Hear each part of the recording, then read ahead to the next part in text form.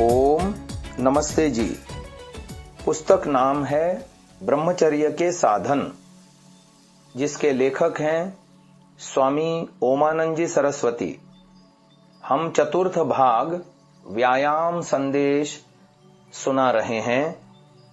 विषय प्रवेश। शौच, दंत धावन और मुख आदि अंगों की शुद्धि के पश्चात और स्नान से पूर्व प्रतिदिन प्रत्येक व्यक्ति, विशेषतः ब्रह्मचारी को नियमित शारीरिक व्यायाम करना चाहिए। साधारणतया चाहे स्त्री हो व पुरुष, जो भी भोजन करता है उसे व्यायाम की उतनी ही आवश्यकता होती है जितनी की भोजन। इसका स्पष्ट कारण है, शरीर में व्यायाम रूपी अग्नि न देने से भोजन ठीक नहीं पचता और वह शरीर का अंग न बनकर उल्टा हानि ही करता है, क्योंकि जिन खाद्य पदार्थों से रक्त आदि धातुओं का निर्माण होकर बल और शक्ति का संचय होता है, उनके ठीक न पचने से वे सड़ने लगते हैं और शरीर में दुर्गंध उत्पन्न करके जहां अनेक रोगों की उत्पत्ति का कारण बनते हैं, वहां मनुष्य के मन में अनेक प्रकार के दुष्ट विचारों को भी जन्म देते हैं, जिससे मनुष्य की बुद्धि भ्रष्ट होकर स्मरण शक्ति भी मंद हो जाती है और उसे अपने कर्तव्य कर्म का ज्ञान ही नहीं रहता। परिणाम स्वरूप वह दुखदायी विषय भोगों में फंस जाता है और यह विषय वासना की अग्नि मनुष्य के स्वास्थ्य, शक्ति, सुंदरता, स्फूर्ति और साहस आदि सद्गुणों को जलाकर भस्मसात कर डालती है। यहाँ तक कि मनुष्य की सबसे प्रिय वस्तु युवावस्था भी इसी की भेंट चढ़ जाती है। दुखदायी बुढ़ापा आ घेरता है। मनुष्य का शरीर आलस्य, निर्बलता और रोगों का घर बन जाता है, जिससे लोक और परलोक दोनों ही बिगड़ जाते हैं। स्वास्थ्य का महत्व। धर्मार्थ काम मोक्षाणाम आरोग्यम मूलमुत्तमम। मनुष्य के जीवन को सफल बनाने वाला पुरुषार्थ चतुष्टय अर्थात धर्म, अर्थ, काम और मोक्ष की प्राप्ति का आधार व मूल साधन आरोग्य ही है, क्योंकि रोगी मनुष्य सांसारिक सुख की प्राप्ति के लिए न तो कृषि आदि व्यवसाय धंधे ही कर सकता है और न संध्या, ईश्वरोपासना, ब्रह्मचर्य पालन आदि धर्म कर्म जो मोक्ष प्राप्ति के साधन हैं, उनके अनुष्ठान में समर्थ होता है। इसलिए संसार में सर्वोत्तम और सर्वप्रिय वस्तु स्वास्थ्य ही है। सांसारिक धनैश्वर्य तथा भोग विलास के सब साधनों के विद्यमान होने पर भी रोगी उनसे कुछ लाभ नहीं उठा सकता, उल्टा उनको देख देखकर दुखी ही होता रहता है।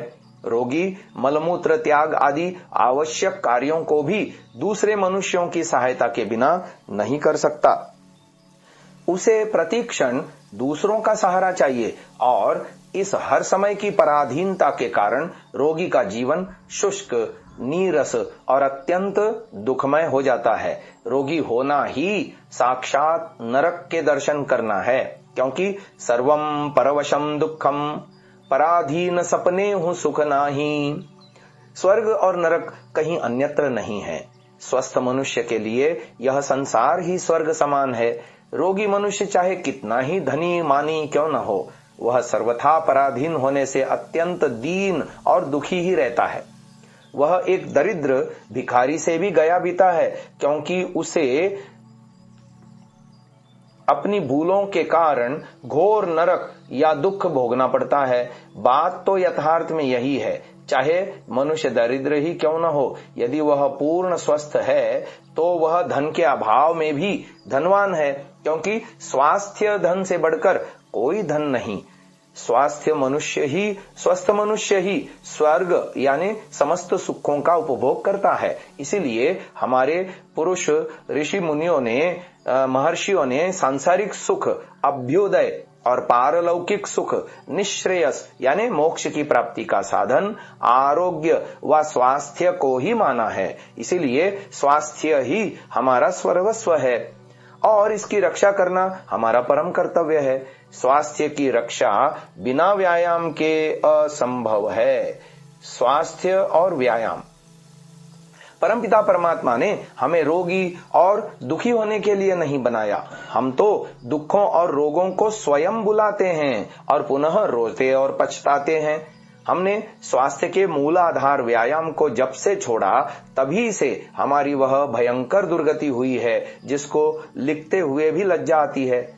आज क्या बालक क्या युवा सभी रोगी हैं, क्योंकि हम ऋषियों की प्यारी शिक्षा ब्रह्मचर्य और इसके मुख्य साधन व्यायाम को छोड़ बैठे और इसके स्थान पर विषयी भोग विलास प्रिय और काम वासना के कृत किंकर बन चुके हैं। आज के युवक और युवतियां व्यायाम से प्रेम नहीं करते। इन्हें अखाड़े और व्यायामशाला में जाना रुचिकर नहीं लगता। इन्हें तो सिनेमा थिएटर नाच घर प्यारे हैं। नगरों में सिनेमा घरों के आगे बड़ी भारी भीड़ लगी रहती है और अखाड़े खाली पड़े रहते हैं। क्या हुआ, एकाध सौभाग्यशाली व्यक्ति उधर मुख करता है। इतने पर भी स्वास्थ्य और बल की आशा करते हैं। हमारे युवक अखाड़ों में जाकर करें भी क्या, क्योंकि इन्हें तो दंड बैठक और कुश्ती से इसलिए घृणा है कि कहीं इनके कोमल शरीर को अखाड़े की धूल व मिट्टी न लग जाए और इनके सुंदर वस्त्र व शरीर ही न बिगड़ जाएं। ऐसे ही व्यायाम भीरु नपुंसकों अर्थात हिजड़ों से यह देश भरा पड़ा है। भोले युवकों को इतना भी ज्ञान नहीं कि यदि एक मशीन को वर्ष भर न चलाया जाए तो उसकी दशा कितनी बिगड़ जाती है। उसे पुनः चालू करने के लिए नई मशीन के मूल्य से भी कहीं अधिक धन व्यय करना पड़ता है। इसी प्रकार हमारा शरीर भी व्यायाम व कार्य न करने से सर्वथा निर्बल विकृत और रोगों का घर बन जाता है। पुनः यत्न करने पर भी ठीक होने को नहीं आता। सब जानते हैं कि तालाब का पानी स्थिर होने से ही सड़ता है और नदी झरनों का जल चलने के कारण ही निर्मल और कांच के सदृश चमकता है।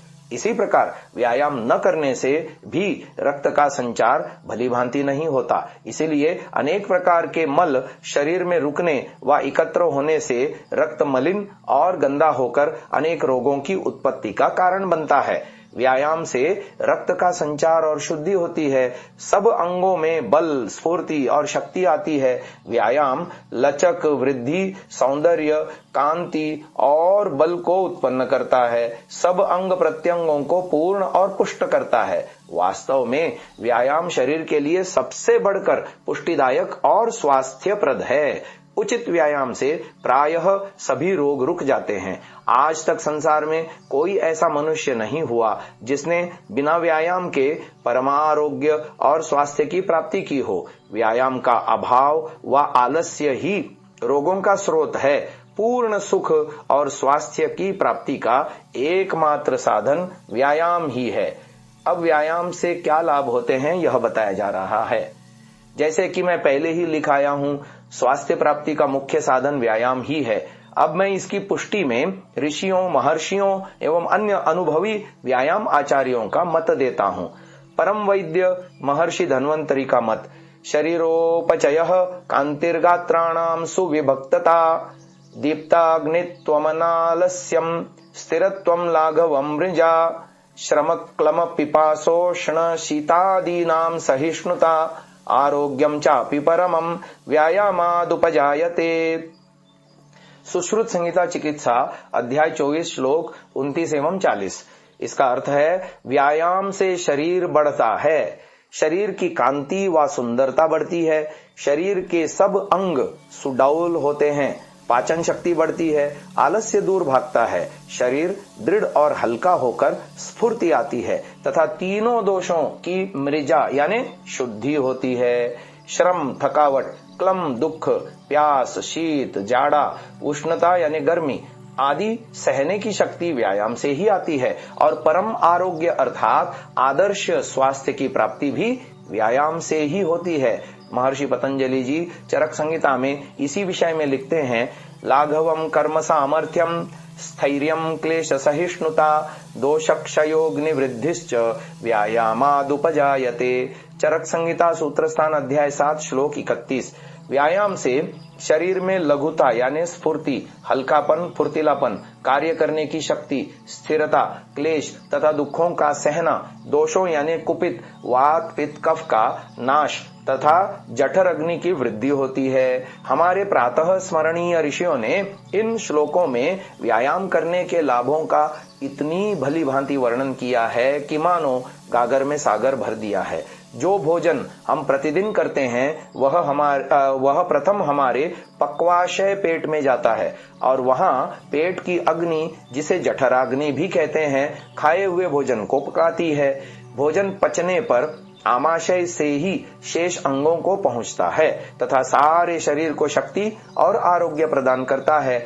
जिसकी जठराग्नि ठीक कार्य करती है उसका खाया हुआ पौष्टिक भोजन व्यर्थ नहीं जाता और उसका पचकर रस बन जाता है। पौष्टिक भाग सार भाग को तीव्र जठराग्नि मल भाग में नहीं जाने देती। जिसकी पाचन शक्ति व जठराग्नि अच्छी अथवा तीव्र होती है उसका भोजन अधिक मात्रा में शीघ्र पचकर रस आदि धातुएं बनती रहती हैं और ये रस, रक्त, वीर्य आदि 7 धातुएं शरीर को हृष्ट पुष्ट बनाती और धारण करती हैं।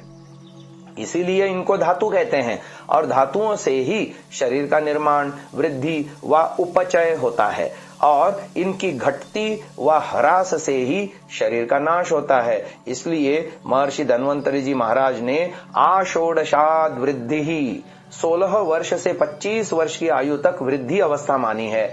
इस आयु में वीर्य आदि सभी धातुओं की वृद्धि यानी बढ़ती होती है। वृद्धि अवस्था में कई कारणों से जठराग्नि बड़ी तीव्र होती है। जो कुछ भी खाया पिया जाता है वह शीघ्र पच जाता है, रस आदि धातु बनकर शरीर का अंग बन जाता है और इसे दृढ़ और पुष्ट बनाता है। जिसकी जठराग्नि मंद होती है वह वृद्धि अवस्था में भी निर्बल और युवावस्था में भी बूढ़ा ही रहता है। सार यह है, हमारे उदर में एक प्रकार की उष्णता यानी अग्नि है जो भोजन को पचाती, पौष्टिक भाग को ग्रहण कराती और मल भाग को बाहर निकालती है और रसादी धातुओं से मनुष्य शरीर का निर्माण व वृद्धि करती है।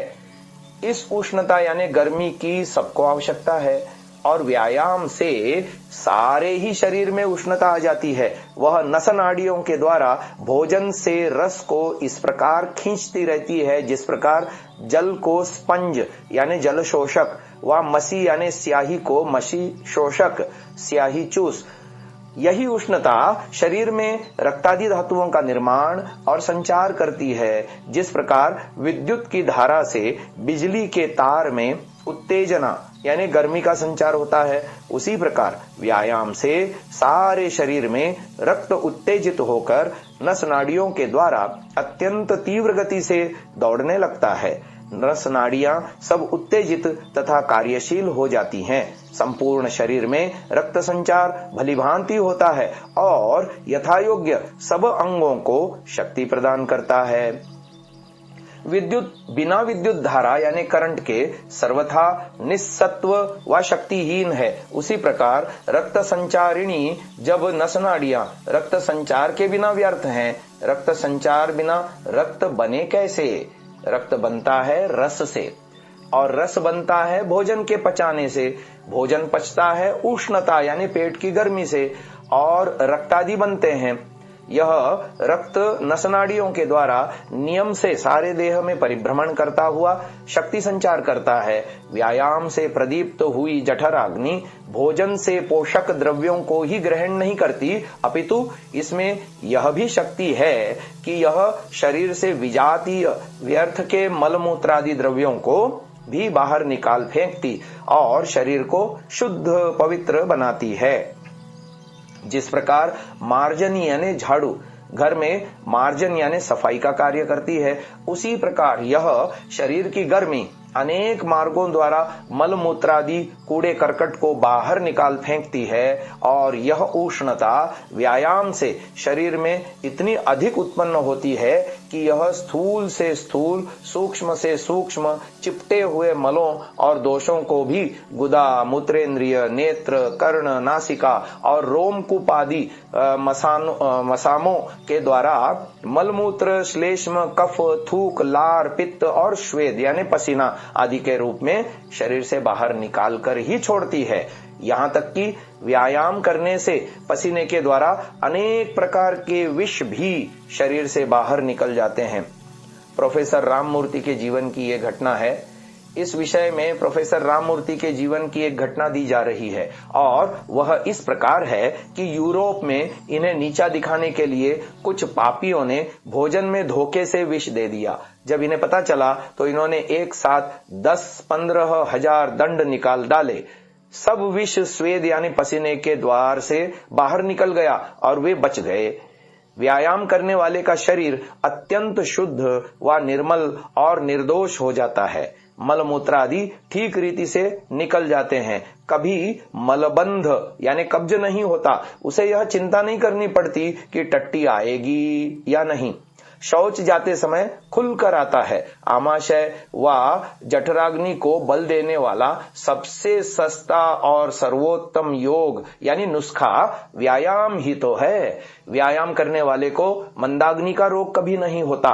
वह तो जो भी पेट में डाल लेता है सब कुछ शीघ्र ही पचकर शरीर का अंग बन जाता है। उसका खाया पिया घी दूध आदि पौष्टिक भोजन उसके शरीर में ही लगता है, टट्टी में नहीं निकलता। अतः उसकी बल शक्ति दिन प्रतिदिन बढ़ती ही चली जाती है। उसके अंग प्रत्यंगों की वृद्धि यथायोग्य होती रहती है। शरीर के अंगों को सुडौल, सघन, गठीला और सुंदर बनाना व्यायाम का प्रथम कार्य है। यदि कोई मनुष्य केवल 1 वर्ष निरंतर नियम पूर्वक किसी भी व्यायाम को कर ले तो उसका शरीर सुंदर और सुदृढ़ बनने लगेगा। और जो सदैव श्रद्धा पूर्वक दोनों समय यथाविधि व्यायाम करेंगे उनका तो कहना ही क्या। उनके शरीर की सभी मांसपेशियां लोहे की भांति कड़ी और सुदृढ़ हो जाएंगी और सभी नस नाड़ियां, संपूर्ण स्नायु मंडल और शरीर का प्रत्येक अंग वज्र व इस्पात यानी फौलाद के समान कठोर और सुदृढ़ हो जाएगा। चौड़ी उभरी हुई छाती, लंबी सुडौल और गठी हुई भुजाएं, कसी हुई पिंडलियां, चढ़ी हुई जंघाएं, विशाल मस्तक तथा चमचमाता हुआ रक्तवर्ण लाल मुखमंडल उसके शरीर की शोभा को बढ़ाएगा। यथाविधि व्यायाम करने से शरीर का प्रत्येक अंग यथेच्छ वृद्धि को प्राप्त होकर अत्यंत सुंदर, सुदृढ़ और सघन बन जाता है। शरीर पर व्यर्थ का मांस व मेद यानी चर्बी चढ़कर उसे ढीला नहीं करने पाता। पेट शरीर से लगा रहता है, बढ़ने ही नहीं पाता। अब व्यायाम की प्रशंसा में ऋषि महर्षियों का मत आपको सुना रहे हैं। महर्षि धन्वंतरी जी सुश्रुत में लिखते हैं, न चास्ति सदृशम तेन किंचित स्थौल्यापकर्षणम न च व्यायामिनम मर्त्यम मर्दयन्त्यरयो भयात्। चिकित्सा स्थान अध्याय 24 श्लोक संख्या 41। इसका अर्थ है अधिक स्थूलता को दूर करने के लिए व्यायाम से बढ़कर और कोई औषधि नहीं है। व्यायामी से उसके शत्रु सर्वदा डरते रहते हैं और उसे दुख नहीं देते। न चैनम सहसा आक्रम्य जरा समधिरोहति स्थिरी भवति मांसम च व्यायामाभितरस्य च। सुश्रुत संहिता चिकित्सा स्थान अध्याय 24 श्लोक संख्या 42। इसका अर्थ है व्यायामी मनुष्य पर बुढ़ापा सहसा आक्रमण नहीं करता। व्यायामी पुरुष का शरीर हाड़ मांस सब स्थिर होते हैं। व्यायाम क्षुण्ण गात्रस्य पद्भ्यामुद्वर्तितस्य च व्याधयो नोपसर्पन्ति वैनतेयमिवो रगः। काशी का अध्याय 6 पाद 1 सूत्र 63। व्यायाम करने से थककर जिसके शरीर में पसीना आ जाता है और जो पैरों का तैलादि के द्वारा पर्याप्त मर्दन करता है अथवा उबटन आदि से निर्मल करता है, उसके पास रोग इस प्रकार नहीं फटकते जिस प्रकार गरुड़ से डरकर सर्प पास नहीं फटकता। वयोरूप गुणैर्हीनम अपि कुर्यात् सुदर्शनम व्यायामं कुर्वतो नित्यं विरुद्धमपि भोजनम विदग्धम विदग्धम वा निर्दोषम परिपच्यते। सुश्रुत संहिता चिकित्सा स्थान अध्याय 24 श्लोक संख्या 44 एवं 45। इसका अर्थ बताया, जो मनुष्य युवावस्था यानी जवानी, सुंदरता और वीरता आदि गुणों से रहित है उसको भी व्यायाम सुंदर बना देता है। व्यायाम करने वाला मनुष्य गरिष्ठ जला हुआ अथवा कच्चा किसी भी प्रकार का खराब भोजन ही क्यों न हो, चाहे उसकी प्रकृति के विरुद्ध भी हो, सबको भली भांति पचा लेता है और उसको कुछ भी हानि नहीं पहुंचती। व्यायाम करने वाले मनुष्य को आप इस प्रकार कहते हुए कभी नहीं सुनेंगे कि मुझे भोजन नहीं पचता, वह मल साफ नहीं होता अथवा अपचन रहता है। यह दुर्गति तो व्यायाम न करने वाले मनुष्यों की ही रहती है। उन्हें कभी शौच खुलकर नहीं आता, अपचन के कारण कभी खुलकर सच्ची भूख नहीं लगती। व्यायाम न करने वाले लोगों का शरीर प्रायः रोगों का घर ही बना रहता है। उनके सारे जीवन की आय यानी कमाई वैद्य डॉक्टरों की ही भेंट चढ़ती है, किंतु उन्हें स्वास्थ्य और सच्चे सुख के दर्शन जीवन पर्यंत कभी भूल कर भी नहीं होते। स्वास्थ्य के बिना कैसा सुख और आनंद, क्योंकि आरोग्यम चापि परमम व्यायामाद उपजायते। आदर्श स्वास्थ्य अथवा परम आरोग्य की प्राप्ति व्यायाम से ही होती है। वही आनंद और सौख्य का उद्गम है। व्यायाम करने वाले का शरीर केवल स्वस्थ ही नहीं अपितु अत्यंत सुंदर और दर्शनीय भी होता है। व्यायाम से शरीर बड़ा कसा हुआ और सुता हुआ रहता है। उसमें शिथिलता और ढीलापन नाम मात्र भी नहीं रहता। व्यायाम से रंग रोगन निखर आता है। मुख पर क्या, सारे शरीर पर लाली अद्भुत कांति और तेज चमचमाता है। बुढ़ापा उसके पास आता हुआ घबराता है। व्यायाम करने वाले से शत्रु भी भय खाता है। रोग, बुढ़ापा और मोटापे की तो क्या बात, व्यायामी पुरुष मृत्यु को भी 4 ठोकरें लगाता है। वह गुणों की खान और उसका शरीर सुंदरता का प्रतीक यानी नमूना बन जाता है। आहा, यदि ऐसा युवक लंगोट बांध कर खड़ा हो जाए तो दर्शकों की यही इच्छा रहती है कि इसके सुंदर शरीर को देखते ही रहें। उसका आदर्श स्वास्थ्य और मनोहर मानुष देह की कमनीय कांति उनके मन को मोह लेती है। मोहे क्यों नहीं, जो पौष्टिक भोजन उसने खाया वह पूर्णतया पच गया और उसका सार तत्व वीर्य बन गया।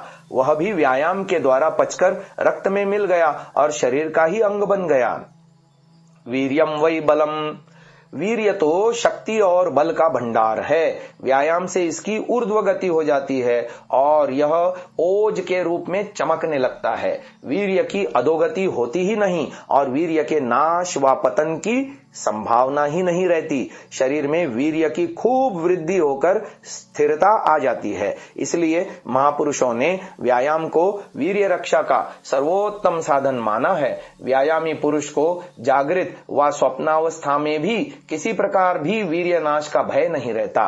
फिर ऐसे वीर्यवान मनुष्य का शरीर क्यों नहीं सुंदर और सुडौल बने, क्यों नहीं उसके पवित्र और परिपुष्ट देह पर मनोहर कांति और सुंदर छवि छाए। व्यायाम और दुष्ट विचार। व्यायाम प्रेमी के विचार सदैव शुद्ध और पवित्र रहते हैं। वह कुसंग, कुत्सित और कामुकता के दुष्ट विचारों से सर्वथा दूर रहता है। यदि किसी को कुसंस्कार वश बुरे विचार तंग ही करें और किसी प्रकार भी वश में न आए तो उसी समय तेज दौड़ आरंभ कर दे अथवा कोई भी व्यायाम करने लग जावे। पुनः देखिए कि दुष्ट विचार कैसे पूंछ दबाकर भागते हैं। आदर्श व्यायामी पुरुष के सामने दुष्ट विचारों की दुष्टता नहीं चलती। काम वासना का वेग कितना भी प्रबल क्यों न हो, तत्काल ही दब जाएगा। व्यायाम का स्वाद यानी चस्का व्यभिचार की भावना को सर्वथा समूल नष्ट कर देता है। नीच से नीच मनुष्य यदि नियम पूर्वक व्यायाम करने लग जाए तो वह स्वयं ही नीचता से घृणा करने लगता है। नियमित व्यायाम से आचारहीन व्यभिचारी भी सदाचारी और ब्रह्मचारी बन जाता है। व्यायाम से मनोविकारों की अंत्येष्टि हो जाती है। मन की चंचलता नष्ट होकर वह वश में आ जाता है। मन सब इंद्रियों का राजा है। जब मन ही शुद्ध पवित्र होकर वश में आ जाता है तो शरीर और इंद्रियों के सब दोष दूर होकर वे स्वयं शांत और पवित्र हो जाती हैं। आत्मा को शम और दम की शक्तियां प्राप्त हो जाती हैं। व्यायाम से अंदर और बाहर की शुद्धि यानी मृजा अर्थात सफाई हो जाती है। वह सर्वथा शुद्ध, पवित्र और देवता बन जाता है। ऐसी अवस्था में व्यायाम करने वाले के लिए वीर्य रक्षा व ब्रह्मचर्य पालन वाम हस्त का कार्य हो जाता है, यानी बाएं हाथ का खेल हो जाता है। और ब्रह्मचर्य पालन में सफल होना मनुष्य के सौभाग्य का उदय होना है, क्योंकि योगी राज महर्षि पतंजलि के कथनानुसार ब्रह्मचर्य प्रतिष्ठायाम वीर्य लाभः। ब्रह्मचर्य पालन से अपूर्व बल और शक्ति प्राप्त होती है और निर्बलता, आलस्य, प्रमाद आदि दुर्गुण सब दूर भागते हैं।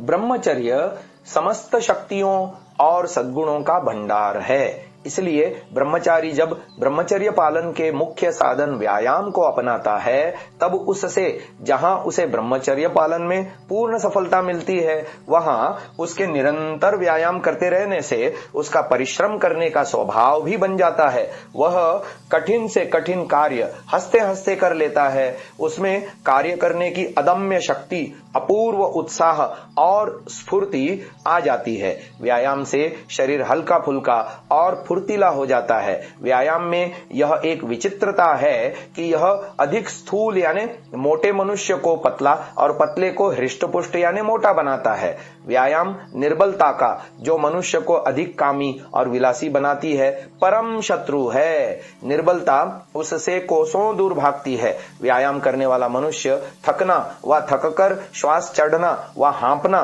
क्या होता है यह जानता ही नहीं। वह पर्वत के समान स्थिर व दृढ़ रहता है। उसके लिए दुख नाम की कोई वस्तु ही नहीं होती। वह मृत्यु के साथ भी हास्य करता है। पुनः उसके लिए शीत, उष्ण, सर्दी, गर्मी, भूख, प्यास, सुख, दुख, हानि, लाभ, मान, अपमान, हर्ष, शोक, जय, पराजय और जीवन मरण आदि परस्पर विरोधी द्वंद्वों का सुखपूर्वक सहन करना साधारण सी बात हो जाती है। उदाहरण रूप में आप अपने प्राचीन योद्धाओं पुरुषोत्तम राम, योगेश्वर कृष्ण, वीर हनुमान, ब्रह्मचारी भीष्म आदि तथा आधुनिक महापुरुष महर्षि दयानंद, स्वामी श्रद्धानंद, धर्मवीर पंडित लेखराम, ब्रह्मचारी राम प्रसाद बिस्मिल और कलियुगी भीम प्रोफेसर राममूर्ति तथा ब्रह्मचारी प्रोफेसर माणिक राव जी आदि व्यायामशील व्यक्तियों की जीवनियां पढ़कर देखें तो आपको पता चलेगा कि हमारे इन पुरुषों ने संसार में वे आश्चर्यजनक काम किए जिनको आज भी पढ़ पढ़कर पाठक रोमांचित हो जाते हैं। संसार के सभी महापुरुषों, विद्वानों, वैद्यों और डॉक्टरों का यही एक मत है कि मनुष्य के शरीर को सुंदर, सुदृढ़ बनाने और स्वस्थ रखने में व्यायाम से बढ़कर अन्य कोई साधन नहीं है। स्वास्थ्य प्राप्ति की समस्त औषधियों से बढ़कर परम औषध व्यायाम ही है। जो इस परम औषध का आश्रय छोड़कर वैद्य डॉक्टरों के पीछे फिरता है, वह अपने धन, यौवन और स्वास्थ्य सबसे हाथ धो बैठता है। अब हम आगे बता रहे हैं महापुरुषों, प्रसिद्ध वैद्यों एवं डॉक्टरों की सम्मतियां। श्रोताओं के लाभार्थ व्यायाम के पक्ष में कुछ महापुरुषों, वैद्य एवं डॉक्टरों की सम्मतियां यहां दी जा रही हैं। महर्षि दयानंद, जो इस युग के आयुर्वेद के प्रकांड पंडित, आदर्श ब्रह्मचारी और आदर्श सुधारक थे और सदैव दंड, मुद्गर आदि का नित्य नियमित रूप से व्यायाम करके ही भोजन पाते थे, वे राजा की दिनचर्या के विषय में सत्यार्थ प्रकाश में इस प्रकार लिखते हैं। प्रातः काल उठ, शौच, संध्या, अग्निहोत्र कर, नाना प्रकार की व्यूह शिक्षा और कवायद करा, शस्त्र और अस्त्रों का कोश तथा वैद्यालय धन के कोशों को देख, नित्य प्रति व्यायामशाला में जा, व्यायाम करके मध्याह्न समय भोजन के लिए अंतःपुर अर्थात पत्नी आदि के निवास स्थान में प्रवेश करे। सत्यार्थ प्रकाश, छठा समुल्लास। डॉक्टर हालर साहब एक स्थान पर लिखते हैं, वीर्य वह अमूल्य रत्न है जो बल का भंडार है। वह रक्त में पुनः मिल जाता है और शरीर में अद्भुत परिवर्तन उत्पन्न करता है। व्यायामी पुरुष अपनी इस वीर्य की शक्ति की दूसरों की अपेक्षा अधिक रक्षा कर सकता है। जर्मन का एक प्रोफेसर लिखता है, अच्छा हो वह युवक मर जाए जो व्यायाम से अपने शरीर की शक्तियों को पुष्ट नहीं बनाता।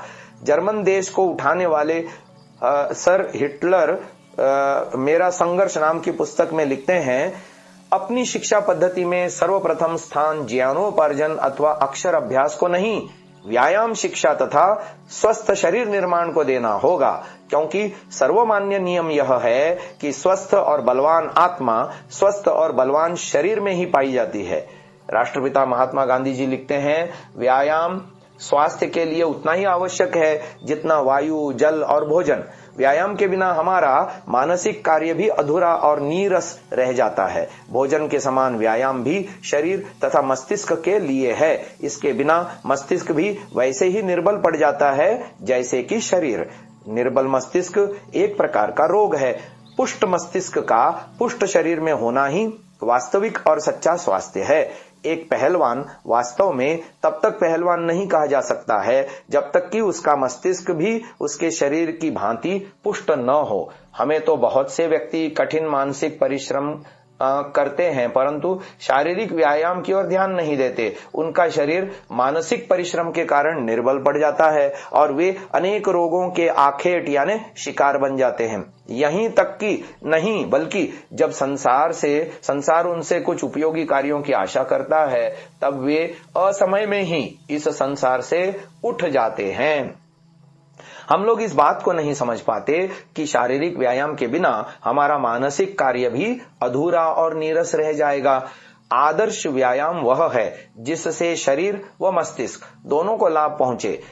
केवल ऐसा ही व्यायाम मनुष्य को स्वस्थ बना सकता है। डॉक्टर सिल्वेस्टर ग्राहम लिखते हैं, व्यायाम से सब अंगों में बल स्फूर्ति आ जाती है। सब अंगों में पूर्णता, लचक, वृद्धि, सौंदर्य, कांति और बल उत्पन्न होता है। वास्तव में व्यायाम शरीर के लिए सबसे बढ़कर पुष्टिदायक है। मिस्टर सैंडो विलायत का प्रसिद्ध पहलवान अपने बाल्यकाल में रोगी था। उसे कोई अच्छे से अच्छा डॉक्टर भी स्वस्थ नहीं कर सका। अंत में उसने परम औषध व्यायाम का सहारा लिया। इसी की कृपा से उसकी पहलवानी का संसार में डंका बजा और वह अपने इस वचनानुसार की संपूर्ण रोगों का इलाज व्यायाम द्वारा किया जा सकता है। सभी रोगों की चिकित्सा अंत तक व्यायाम के द्वारा ही करता रहा। कलयुगी भीम राममूर्ति ने भी जो हाथी को अपनी छाती पर से उतारते थे, अपनी सारी शक्ति का स्रोत ब्रह्मचर्य और व्यायाम को ही बतलाया है। वह एक स्थान पर लिखते हैं कि व्यायाम के बिना अधिक काल तक ब्रह्मचारी रहना असंभव है। यूनान का प्रसिद्ध वैद्य अफलातुन लिखता है, मल को इकट्ठा होने से रोकने के लिए व्यायाम से उत्तम कोई और वस्तु नहीं है। भारत के प्रसिद्ध वैद्य पंडित ठाकुर दत्त जी शर्मा अमृत धारा में लिखते हैं, आर्यों के भीतर जब व्यायाम की प्रथा थी तब यहीं बड़े बड़े योद्धा हो चुके हैं। भीम जैसे मनुष्यों का होना भी यहीं संभव था जो हाथी को उठाकर फेंक सकते थे। वे दूसरे स्थान पर लिखते हैं, व्यायाम से बहुत ही लाभ हैं। रुधिर बहुत सा तो हमारे अंगों के भीतर खर्च होता है और हमारे शरीर को दृढ़ करता है। जिसका वीर्य बनकर बाहर निकल जाता था वह शरीर के भीतर ही रहता है। और इससे बढ़कर यह भी लाभ है कि जो वीर्य बन जावे तो व्यायाम से पुनः शरीर के भीतर शोषण होकर शरीर और हड्डियों को दृढ़ करेगा। जिसका निकलने का अवसर ही नहीं, वह व्यर्थ नहीं निकलेगा, वरन व्यायाम के द्वारा शरीर का आहार बन जाएगा। अतः व्यायाम को कभी नहीं छोड़ना चाहिए, अपितु नित्य ही करना चाहिए।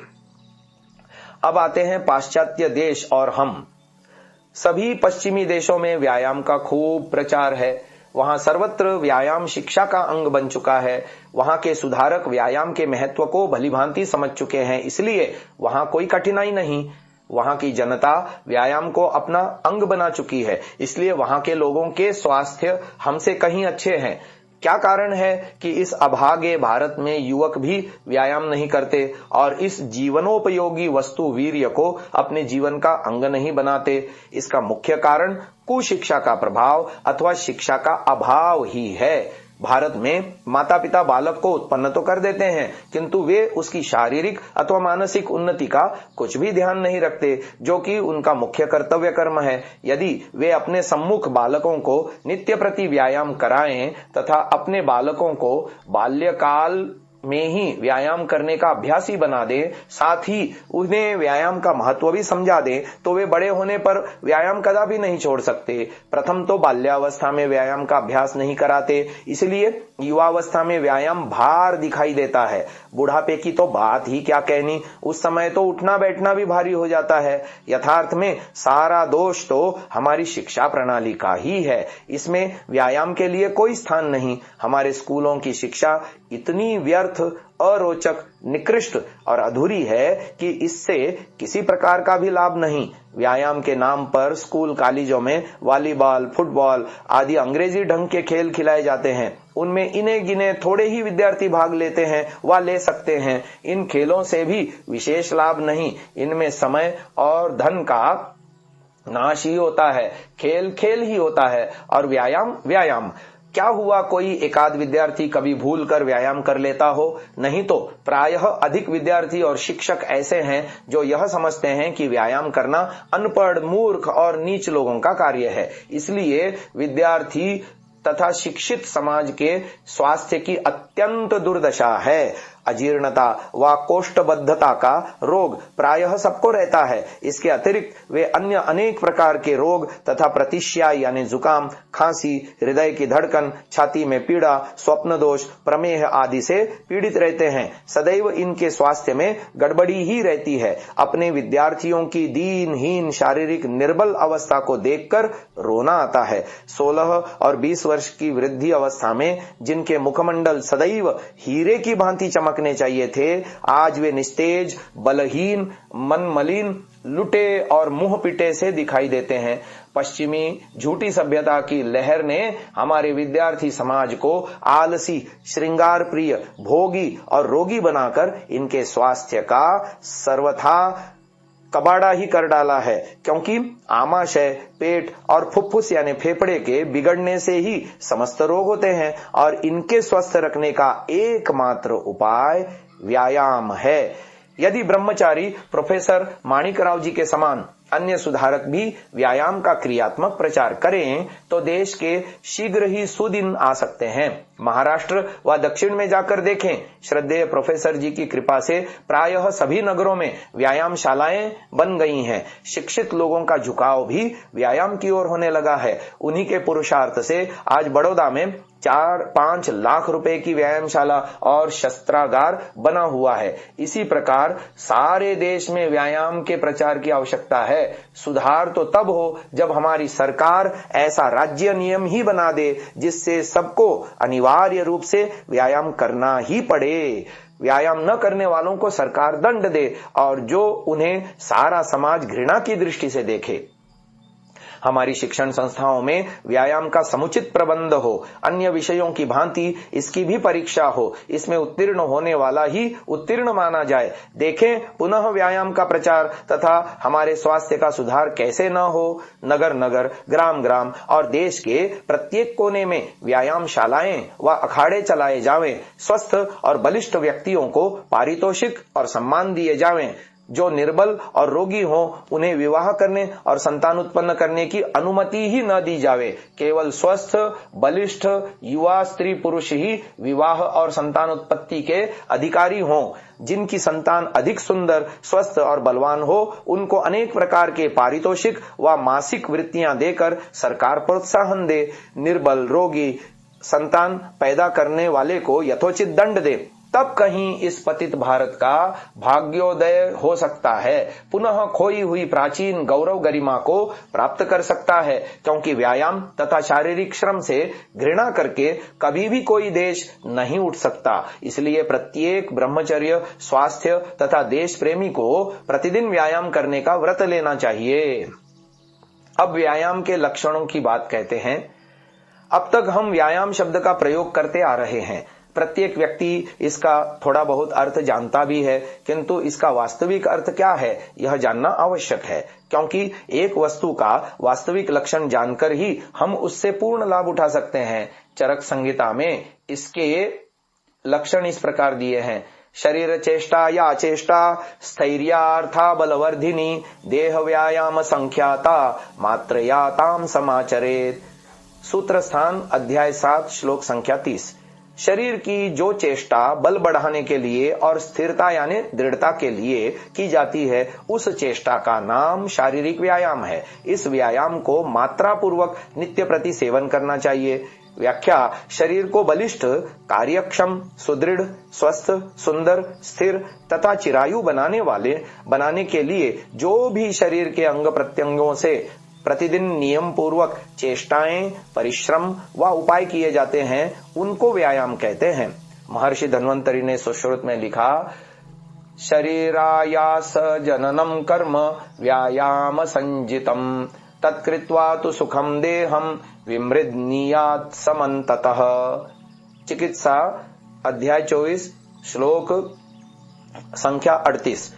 ऐसा कर्म व क्रिया जिससे शरीर का परिश्रम होता है अथवा शरीर की वृद्धि व विकास के लिए क्रिया विशेष व प्रयत्न किया जाता है, उसे व्यायाम कहते हैं। व्यायाम करने के पीछे शरीर को सुख देना चाहिए अर्थात विश्राम देना चाहिए और भली भांति शरीर के सब अंगों का अथवा मांसपेशियों का धीरे धीरे मर्दन करना चाहिए, जिससे शरीर में जो श्रांति व थकावट आती है वह दूर हो जाए और शरीर शीतल होकर अपनी पूर्व की अवस्था में आ जावे। क्योंकि व्यायाम करने से मांसपेशियों पुट्ठों पर बल पड़ता है, वे थककर टूट तक जाते हैं।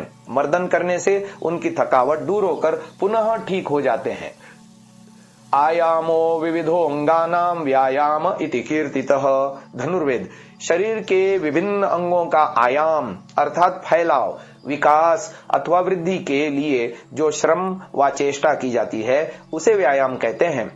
साधारण व्यायाम करने वाले लोग केवल इसी बात का ध्यान रखते हैं कि उनके भुजदंड और जंघाएं तैयार हो जाएं और वक्षस्थल यानी छाती, सीना निकल आए व उभर आए और विशाल हो जाए। पुट्ठे तैयार करना व डोले बनाना उनके व्यायाम का उद्देश्य होता है। इसलिए इस उद्देश्य को पूरा करने के लिए वे दंड, बैठक आदि कठिन से कठिन व्यायाम करते हैं। उनकी इच्छा के अनुसार पुट्ठे यानी मसल्स भी तैयार हो जाते हैं। उनका शरीर सुंदर और दर्शनीय हो जाता है, किंतु उनका स्वास्थ्य इतना व्यायाम करने पर भी अच्छा नहीं बनता। इसीलिए व्यायाम तो वही ठीक है कि जिसके करने से शरीर सुंदर, सुडौल, सुदृढ़ और बलवान भी हो और साथ ही स्वास्थ्य भी ठीक रहे और मस्तिष्क भी ठीक काम करता हो। उसमें आलस्य, तंद्रा या तमोगुण की प्रधानता न हो। शरीर, मन आदि सदा उत्साह से भरे रहें। आगे बात आती है व्यायाम मात्रानुसार ही करें। चरक शास्त्र में मात्रा के अनुसार व्यायाम करने पर बड़ा बल दिया है। मात्रा से अधिक व्यायाम करने से अनेक हानियां हो सकती हैं। व्यायाम अपनी शक्ति, बल के अनुसार तथा अपनी शारीरिक अवस्था को विचार कर करना चाहिए। व्यायाम उतना ही करना चाहिए जिससे शरीर अत्यधिक श्रांत न होने पाए। अज्ञान के कारण व सामूहिक स्पर्धा यानी हार जीत के रस्साकशी, दौड़, फुटबॉल आदि खेलों में व्यायाम शक्ति से बाहर होने की संभावना सदैव बनी रहती है। व्यक्तिगत विचार पूर्वक व्यायाम करने से व्यायाम के अधिक होने का भय नहीं रहता। कभी कभी कोई व्यायाम की पुस्तक पढ़कर व व्याख्यान सुनकर प्रथम ही दिन अधिक व्यायाम कर डालता है अथवा अपने से अत्यधिक बलवान व्यक्ति से मल्ल युद्ध यानी कुश्ती करने से अथवा किसी साथी के साथ अधिक व्यायाम करने की स्पर्धा यानी शर्त में व्यायाम का अति योग यानी अत्यधिकता कर डालता है, जिससे कभी कभी बड़ी भयंकर हानियां हो जाती हैं। व्यायाम की मात्रा के विषय में महर्षि धन्वंतरि सुश्रुत में लिखते हैं, सर्वेष्वृतुष्वहरः पुंभिरात्म हितैषिभिः बलस्यार्धेन कर्तव्यो व्यायामो हन्त्यतोऽन्यथा। चिकित्सा अध्याय 24 श्लोक संख्या 46। अपना कल्याण चाहने वाले मनुष्य को प्रतिदिन सभी ऋतुओं में अपने बल से आधा व्यायाम करना चाहिए, अन्यथा अधिक व्यायाम किया हुआ हानि करता है, यहाँ तक कि मृत्यु की भी संभावना रहती है। अत्यधिक व्यायाम से हानियां: श्रमः क्लमः क्षयस्तृष्णा रक्तपित्तम प्रतामकः अतिव्यायामतः कासो ज्वरश्छर्दिश्च जायते। चरक संहिता सूत्रस्थान अध्याय 7 श्लोक संख्या 32। अति व्यायाम करने से शरीर बिना ही परिश्रम किए थका रहता है, उसमें पीड़ा होती है, मन और इंद्रियों में ग्लानि सी रहती है, रस रक्त आदि धातुओं का क्षय अर्थात नाश होकर मनुष्य निर्बल हो जाता है, यहाँ तक कि क्षय यानी तपेदिक भी हो जाता है। तृष्णा रोग यानी अधिक प्यास लगना, रक्तपित्त यानी नाक मुख व अन्य किसी अंग से रक्त का बाहर निकलना, प्रतामक श्वास यानी दमा, कास यानी खांसी, ज्वर और वमन यानी उल्टी आदि रोग हो जाते हैं। अति व्यायाम तो रोगा मानवानाम भवंति ही। चरक संहिता अर्थात अति व्यायाम करने वाले मनुष्य अनेक रोगों में फंस जाते हैं। जो लोग अधिकस्याधिकम फलम के अनुसार यह समझ कर कि अधिक व्यायाम से अधिक बल बढ़ता है, मात्रा से अधिक व्यायाम कर डालते हैं, वे बड़ी भयंकर भूल करते हैं और इसीलिए अनेक प्रकार की हानियां उठाते हैं। बिना विचारे अंधाधुंध व्यायाम का परिणाम सदैव हानिकारक ही होता है। अधिक व्यायाम से शरीर दुर्बल, रोगी, भद्दा और कुरूप हो जाता है, बुद्धि और स्मरण शक्ति घट जाती है, मस्तिष्क को बड़ी हानि पहुंचती है। अनियमित और मात्रा से अधिक अच्छी से अच्छी वस्तु का भी उपयोग हानिकारक ही होता है। इसीलिए अति सर्वत्र वर्जयेत, अति सर्वत्र वर्जित है। इस विषय में एक सच्ची घटना यहाँ दी जा रही है। हिंदू मुस्लिम दंगों के समय में जब अखाड़ों में जाने और व्यायाम करने का प्रचार बढ़ा, तब अपने माता पिता के उत्साहित करने पर एक युवक ने अखाड़े में जाना आरंभ किया। थोड़े से दिनों में कई 100 दंड बैठक निकालने लगा, थोड़ा थोड़ा मल्ल युद्ध कुश्ती भी करने लगा। एक दिन अपने से दोगुनी शक्ति वाले युवक से मल्ल युद्ध किया। उसी दिन से उसकी छाती में साधारण सी पीड़ा होने लग गई। उसने इस और कुछ ध्यान नहीं दिया और पहले की भांति अखाड़े में जाता रहा। पुष्टिकारक भोजन करने और नियमित व्यायाम करते रहने पर भी उसका शरीर निर्बल होने लगा। भोजन के पश्चात दोपहर को शरीर उष्ण हो जाया करता और हाथ पैर के तलवे हर समय जलने लगे। खांसी भी हो गई, फिर भी अखाड़े में जाने का नियम नहीं छोड़ा। जब शरीर अत्यंत निर्बल हो गया और छाती की पीड़ा और खांसी बहुत तंग करने लगी और ज्वर भी हर समय रहने लगा, पुनः वैद्य डॉक्टरों का द्वार खटखटाया। अनेक प्रकार की चिकित्साएं की, किंतु कोई लाभ नहीं हुआ। मुख से हर समय रक्त निकलने लगा। ज्वर और छाती की पीड़ा के कारण न रात को नींद आती थी और न दिन में एक क्षण आराम से बीतता था। अंत में यह होनहार युवक व्यायाम के नियमों से अनभिज्ञ होने के कारण अनेकों प्रकार के कष्ट सहन कर विकराल काल का ग्रास हो गया। आशा है कि इस दुर्घटना से मात्रा से अधिक व्यायाम करने वाले लोग शिक्षा ग्रहण कर लेंगे। इसीलिए महर्षि पतंजलि जी ने चरक शास्त्र में लिखा है, व्यायाम हास्य भाष्याध्व ग्राम्य धर्म प्रजागरान नोचितानपि सेवेत बुद्धिमान अति मात्रया। सूत्र स्थान अध्याय 7 श्लोक संख्या 33। व्यायाम हास्य यानी हंसना, भाष्य यानी बोलना, मार्ग में चलना, मैथुन तथा रात्रि जागरण का चाहे अभ्यास भी हो, बुद्धिमान मनुष्य को चाहिए कि इनका अधिक मात्रा में सेवन न करे। एतानेवं विधाश्चान्यान् योति मात्रम निषेवते गजः सिंहमिवाकर्षन् सहसा स विनश्यति। चरक संहिता सूत्र स्थान अध्याय 7 श्लोक संख्या 34। इन्हें तथा इस प्रकार के अन्य कार्यों को जो अतिमात्रा में सेवन करता है, वह शीघ्र ही रोग एवं मृत्यु का ग्रास होता है। जैसे सिंह हाथी को मारकर पुनः उसे खींचकर दूसरी जगह ले जाना चाहता है, अर्थात मात्रा से अधिक उसे खींचने में शक्ति लगाता है, तो उसका परिणाम यही होता है कि वह मर जाता है। व्यायाम की मात्रा बताई जा रही है। अपने बल व शक्ति से आधा व्यायाम करना चाहिए। महर्षि धन्वंतरी जी महाराज सुश्रुत में बलार्ध के ये लक्षण लिखते हैं। हृदय स्थान स्थितो वायुर यदा वक्त्रम प्रपद्यते व्यायामं कुर्वतो जंतोस्तद्बलार्धम विनिर्दिशेत। चिकित्सा अध्याय स्थान 24 श्लोक संख्या 47। हृदय स्थान में ठहरा हुआ वायु जब व्यायाम करने वाले मनुष्य के कंठ तक पहुंच जाए व मुख में आने लगे, अर्थात फुफ्फुस यानी फेफड़े के अंतिम सिरे तक छोटे छोटे कोष्ठकों में भी जब व्यायाम करते हुए श्वास प्रश्वास होने लगे, उसे बलार्ध जानना चाहिए। व्यायाम की अधिकता से बचने के लिए और उचित मात्रा जानने के लिए धन्वंतरी जी ने बहुत ही उत्तम विधि बतलाई है। वैसे तो एक मनुष्य दूसरे की अपेक्षा बहुत अधिक व्यायाम कर सकता है, इसलिए सबका बलार्ध पृथक पृथक होगा। कोई बलार्ध मात्रा को न समझ सके, अतः इस विषय को और अधिक स्पष्ट किया जाता है। व्यायाम करते समय मुख को बंद रखना चाहिए और श्वास सदैव नासिका से ही लेना चाहिए। जब व्यायाम करते करते श्वास चढ़ जाए और मुख खोलने के लिए विवश होना पड़े तो समझ लेना चाहिए कि पर्याप्त व्यायाम हो चुका। स्वास्थ्य की दशा में यह सर्वथा ठीक है, किंतु नासा रोग या कफ रोग के कारण नासिका बंद हो तो यह परीक्षा ठीक नहीं है। तब दूसरी विधि का आश्रय लेना पड़ता है। महर्षि धन्वंतरी जी ने दूसरी विधि भी लिखी है। कक्षा ललाट नासासु हस्तपादादि संधिषु प्रस्वेदान मुख शोषाच बलार्धम तद्विनिर्दिशेत। सुश्रुत संहिता चिकित्सा अध्याय 24 श्लोक 47। जब कक्षा यानी बगल, मस्तक, नासिका तथा हाथ पैर आदि की संधियों यानी जोड़ में श्वेद यानी पसीना आने लगे और मुख सूखने लगे तो बलार्ध समझकर व्यायाम बंद कर देना चाहिए। बलार्ध का एक आशय यह भी है, जिस मनुष्य में 100 दंड निकालने की शक्ति है वह 50 दंड निकाले, इसे बलार्ध समझना चाहिए। अधिक व्यायाम से बचने के लिए एक बात का सदैव ध्यान रखें, व्यायाम करते समय आपका मुख न बिगड़ने पावे। अपनी शक्ति से अधिक व्यायाम करने से मुख की आकृति बिगड़ जाती है, इसीलिए अपने बल से अधिक व्यायाम करने से बचने का यह एक अच्छा ढंग है। उपर्युक्त बातों को पढ़कर कोई सज्जन उल्टी शिक्षा ग्रहण न करे और व्यायाम की मात्रा सर्वथा न घटा दे। जहां अधिक व्यायाम करने से हानि होती है वहां थोड़ा व्यायाम करने से कोई लाभ भी नहीं होता। जैसे शहरों में लोग खेलने की क्लबें बनाते हैं, वहां जाकर बाबू लोग थोड़ी बहुत देर खेल आते हैं और इसी को व्यायाम समझते हैं। ऐसे व्यायामों से कोई लाभ नहीं होता। जिस प्रकार अधिक भोजन से हानि और रोग उत्पन्न होते हैं, उसी प्रकार बहुत थोड़े भोजन से भी मनुष्य निर्बल हो जाता है और उसका शरीर कदापि हृष्ट पुष्ट नहीं हो सकता।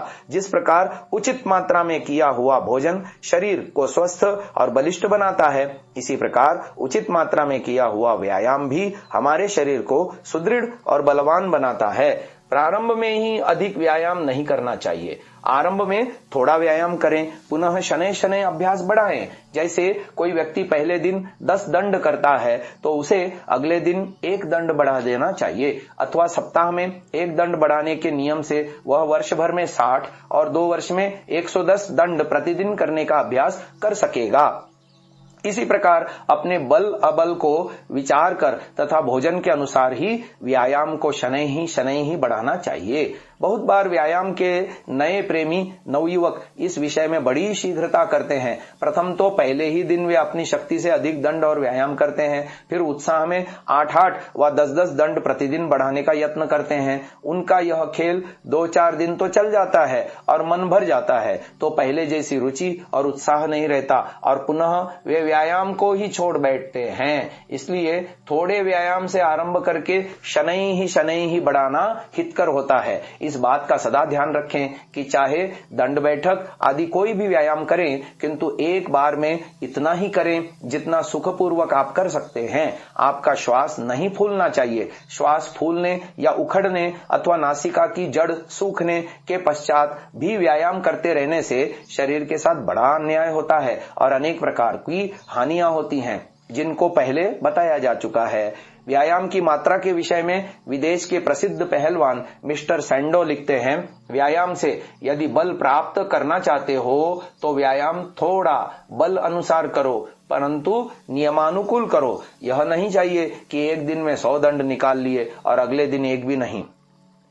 शेख भू अली सीना का कथन है, यदि व्यायाम समतापूर्वक यथेच्छा और यथोचित समय पर किया जाए तो सर्वोपायों से लाभदायक हो सकता है, परंतु जिस व्यायाम को समतापूर्वक न किया जाए वह दुर्बलता तथा शक्तिहीनता का कारण होता है। इस विषय में प्रोफेसर राममूर्ति जी का आदेश है, व्यायाम का अभ्यास क्रमशः करना चाहिए, एकदम बढ़ा देना उचित नहीं। जो व्यायाम किया जाए धीरे धीरे अंगों पर पूरा जोर देकर किया जाए। व्यायाम करने से मांसपेशियों में पीड़ा उत्पन्न होती है। उनमें पीड़ा के साथ साथ एक प्रकार का तनाव व अकड़ाव सा होता है। बहुत से लोग उस पीड़ा आदि के कारण को न समझकर व्यायाम करना बंद कर देते हैं। वास्तव में इस प्रकार व्यायाम से उत्पन्न हुई पुट्ठों की पीड़ा पुट्ठों में नए बल प्राप्त करने की इच्छा या भूख को प्रकट करती है।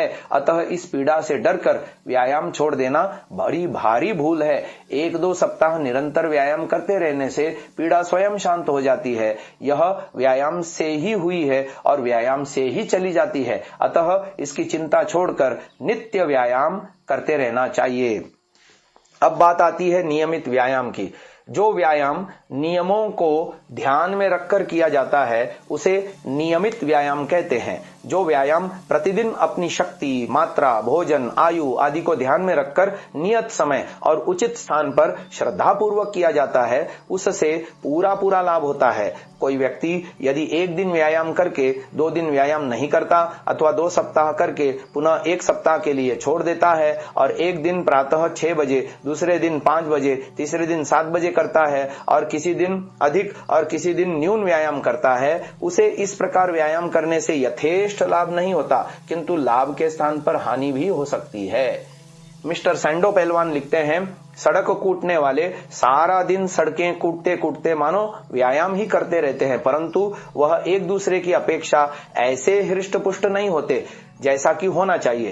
कारण यह है कि उनका सड़क का कूटना इस अभिप्राय से नहीं होता कि वह बल और स्वास्थ्य प्राप्त कर रहे हों, किंतु वे तो उदरपूर्ति के लिए यत्न कर रहे हैं। इस पर भी वे व्यायाम न करने वालों से स्वस्थ और बलवान होते हैं, क्योंकि व्यायाम अपना गुण तो अवश्य करता है। यदि इसके साथ मन की शक्ति भी होती तो फिर कहना ही क्या था। सड़क कूटने वालों के समान लोहार भी दिन भर हथौड़ा चलाकर परिश्रम करता है, किंतु उसके भुजदंड और पुट्ठे नियमित व्यायाम करने वाले पहलवान के समान सुदृढ़ और पुष्ट नहीं होते और न ही उसका शरीर वैसा स्वस्थ और बलयुक्त होता है। आलसी मनुष्यों की अपेक्षा तो लोहार आदि का शरीर स्वस्थ और दृढ़ ही होता है, क्योंकि परिश्रम व कार्य का फल तो उसे मिलना ही है। किंतु व्यायाम करने वाला पहलवान नियम से प्रतिदिन प्रातः सायं कुछ काल ही सही व्यायाम करता है। यह नियमित व्यायाम उसके शरीर को सुडौल, सुंदर, स्वस्थ, बलयुक्त बना देता है, क्योंकि व्यायाम व्यायाम है और कार्य कार्य है। लोहार और सड़क कूटने वाले के कार्य को अनियमित व्यायाम कहा जा सकता है, क्योंकि वह बल और स्वास्थ्य वृद्धि के लिए नहीं किया जाता और न ही उसमें स्वास्थ्य के किसी नियम का ध्यान ही रखा जाता है।